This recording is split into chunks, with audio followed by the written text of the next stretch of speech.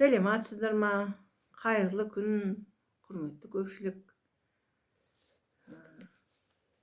Өткен бір түсірген видеоларымда мен қазақтың құрметті 90-ға келіп 100 жасаған Кенен Әзірбаев атамыздың бір-екі өлеңдерін, нақыл сөздерін айтқан болатынмын. Бүгін тағы бір өлеңімен сіздермен бөліскім келіп отыр. Келіппін мен де жылжып 90-ыңа деген өлең. Ол 1973 жылы жазылған өлең екен. Келіппін мен де жылжып 90-ыңа, көп болды халқы мәңге қосқаныңа, кезінде өлеңдеткен, нөсерлеткен Кененің отыр кәрілік қақпанында. Кененнің 90 жасқа жетіп отыр, бойынан әл-қуаты кетіп отыр, желпініп байтақ елін араламай, шіркінің қартаймаса нетіп отыр. Уа Кенен, баяғыдай сәнің қайда, аспанды қалықтаған әнің қайда, жел сөзді берекесіз жақтырмаушың, сөзіңнің бұрынғыдай дәмі қайда. 90-ның буыны осал, бүкір белі, 80-ім әлді қайда шүкір еді, сонда да кәрі дауысы қарлықпайды, қолпаштап отырғанда бүкіл елі. Біз тудық ескі өмірдің амалында, патшаның қара түнек қамалында, жасаңдар ұрпақтарым, шырақтарым, советтің дәуірлеген заманында деген екен. Бұл енді соңғы өлеңдерінің бірі болу керек деп ойлаймын. Совет үкіметі заманын біз де көрдік, өстік, жақсы жағы, жаман жағы деп айта алмаймыз.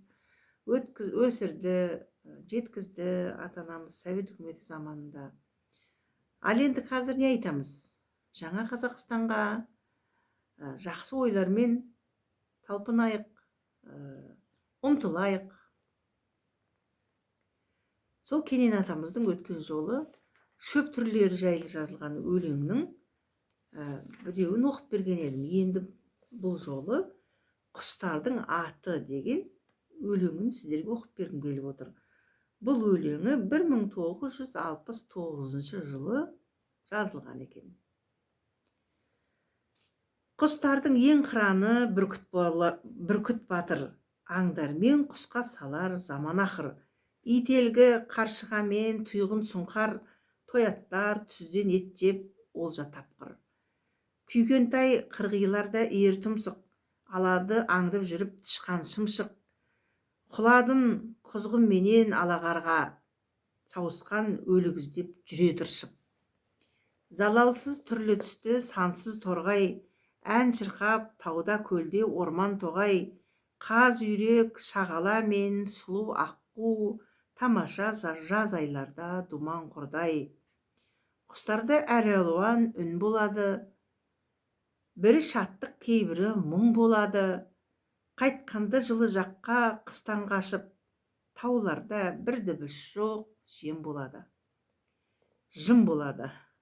Аспандап ән шырқайтын боз торғайлар, түн бойы сандуғаш пен бұлбұл сайрар. Қарлығаш көкек кептер біреу жоқ, тырналар қош-қош айтып елді айналар. Сарторғай құрқылтаймен шақшақайда, салмақты вертемес ештемесін тастамайды. Қақалып қара қарға ұзақтаған, тұрмысты қызыл сары ақбақайлы, көк құтан, дуадақтар, қызғыш, тарғақ. Безгелдек безбез етіп жүр аралап, шырқырап, жылқышы құс шегірткемен, мекендер қопалы жер сортаң таңдап, үкілер байғызбенен саржапалақ. Жар менен тас түбінде жалтақ қарап, қасқалдақ, сауысқанмен тоқылдақ бар. Ағаш пен тасқа қонар шоқып санап, ұлар жүр өріп таудың шатқалында. Кекілік отырады тас қасында, құрқылтай ақтамақ құс әлек боп жүр. Бұтамен жар жағалап су астында, бір қазан қарабаймен қор болады, қырғауыл кекілікпен жыр болады. Үйдегі үйір құсты қоспағанда, жарқанат жансақтары түн болады. Тауларда орман тоғай өзен көлде, сайраңдап аралайды кең әлемде. Жер жүзін тегіс шарлар, қанаттылар, көңілі қайда ауса ұшып барар. Құстардың бір есептеп арманы жоқ, табиғат ерікті қып жаратылар. Құстың да мекені бар иемденген, тау менен тас, орман, тоғай, сулы шөлден. Ұялап балапанын ұшырады, кетпейді шырайын алып туған жерден деген екен. Туған жер деген жақсы. Менің туған жерім есіме түсіп кетті. Туған жерім Жамбыл облысы, Жамбыл ауданы. Аса деген ауылда туған жер деген ыстық. Ит тойған жеріне, ер азамат туған жеріне деген мақал есіме оралып отыр. Туған жерлеріңізді ұмытпаңыздар, сау саламатта болыңыздар.